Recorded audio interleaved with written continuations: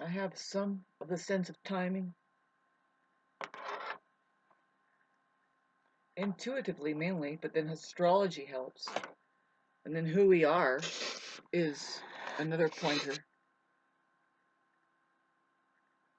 It's intuitive, though, and where we're headed with the Aquarius age, but what has to happen before we get into a place of realization enough that it's the golden age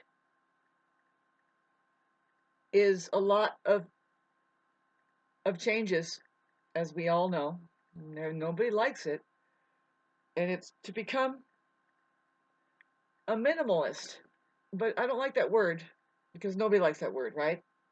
But it means to, for me, I mean, it means to contract your awareness into what is possible within your microcosm. What do you have to work with here? And you can't really go inside of your mind because you don't have anything to work with there.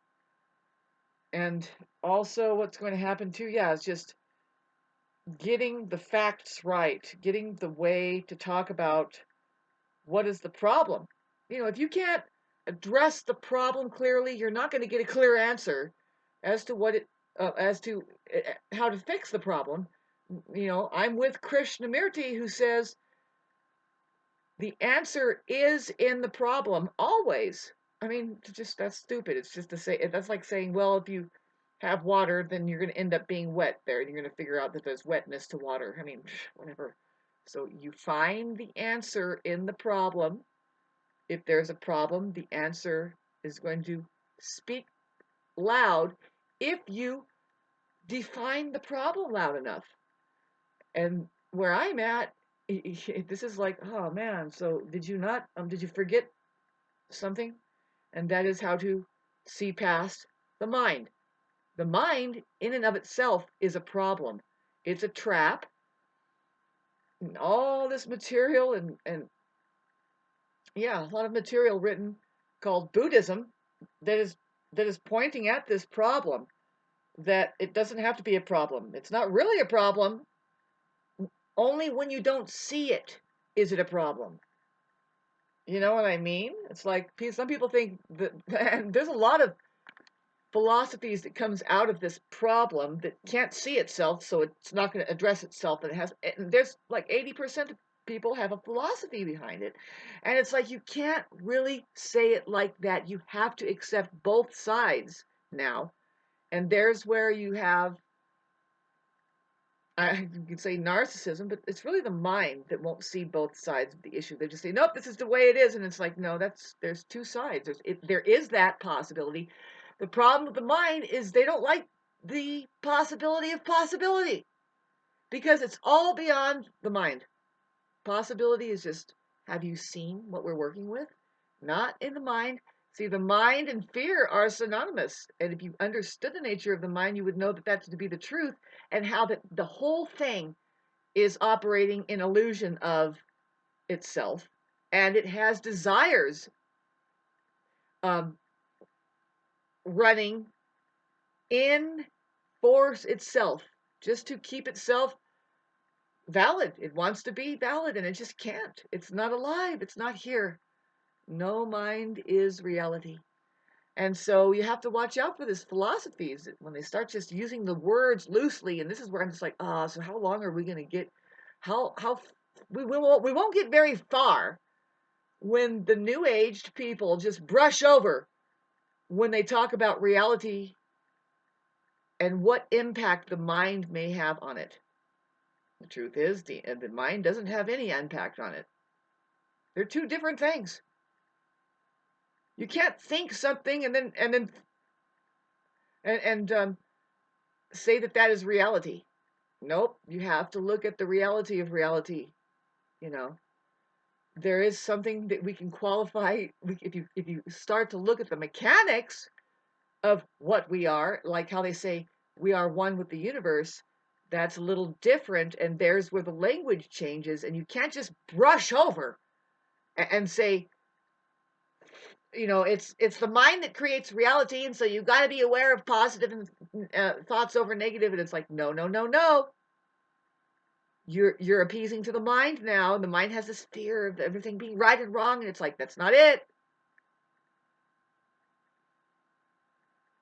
And we don't know what it is. It's like this moment now. If I'm sitting in a box, dark, you have no idea what it's like outside. It's fucking amazing.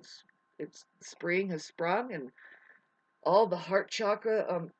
We are in this funk. Humanity is in a funk about what's real and what's not. And the reality of reality is real, not the mind. And it's always fresh and new.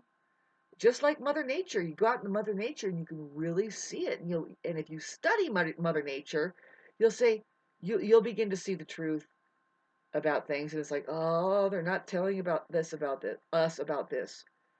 They aren't pulling the wool over your eyes. The more that you're locked up in a box, you're not going to know the real nature of nature, Mother Nature especially. I remember this one cool guy we used to hang out with up here. He's a poet. Some people claim to be poets. If you write something, then maybe you are. Just do it. Fuck it. So anyway, get a little pendant. I'm a poet. Whatever. Poet.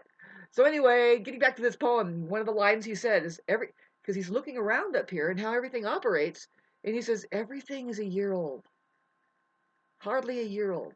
Right now, there's new growth on the trees, 2 weeks old.